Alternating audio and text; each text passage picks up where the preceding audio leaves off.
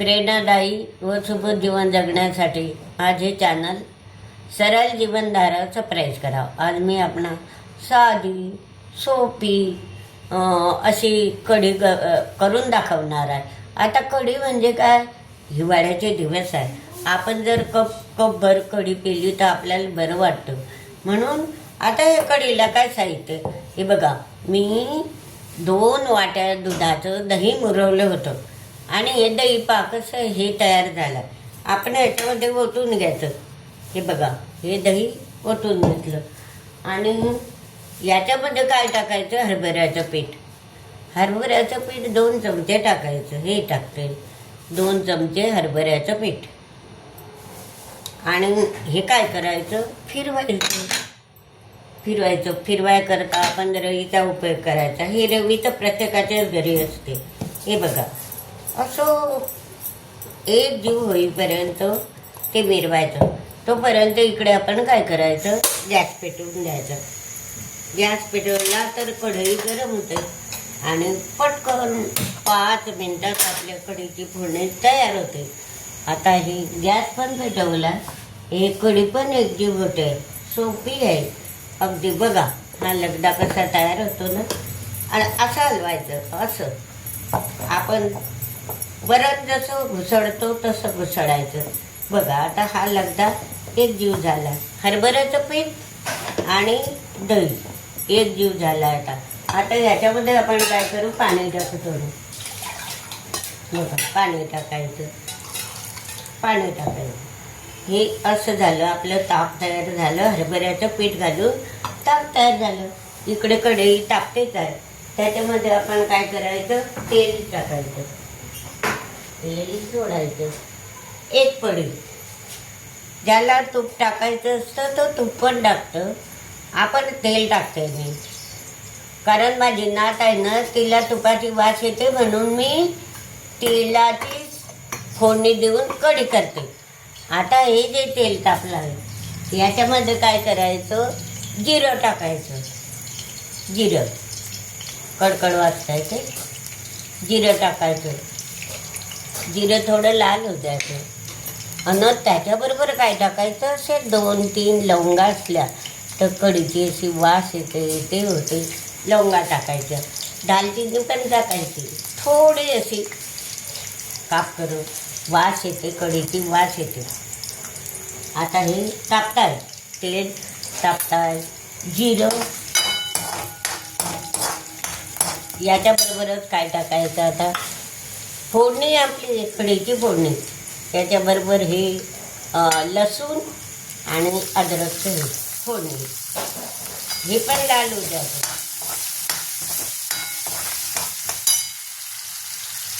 लाल होऊ द्यायचं.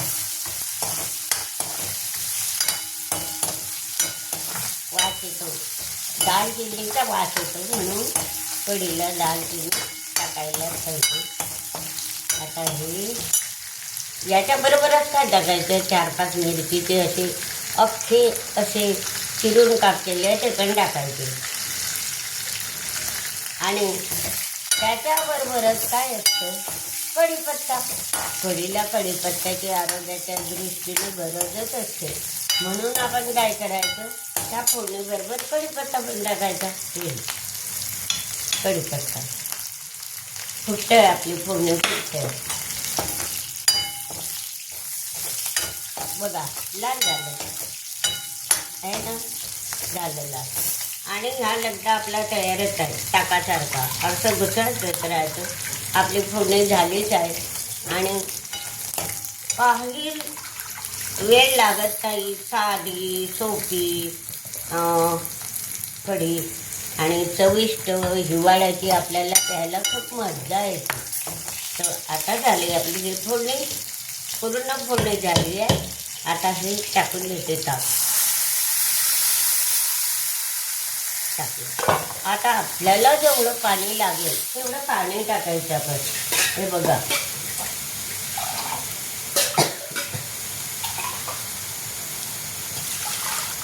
बघा, पाणी टाकते मी याच्यामध्ये.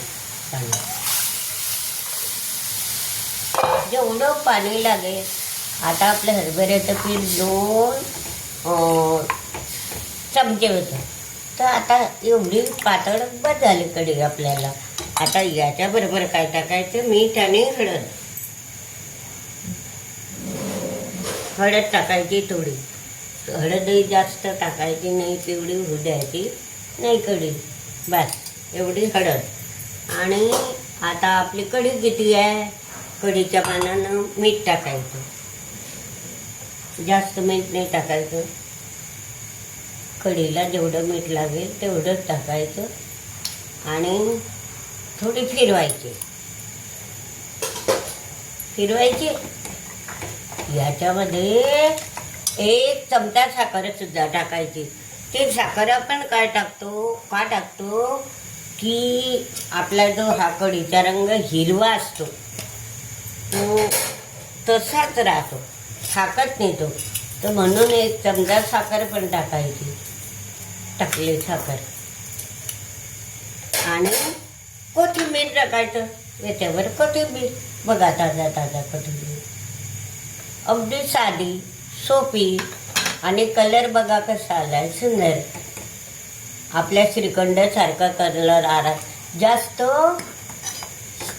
ज्याला पांढरी आवडते तो पांढरी पण राहू देतो, पण मी असं थोडी हळद टाकून असावा श्रीखंडासारखा कलर मला आवडतो, म्हणून मी थोडी हळद पण टाकते.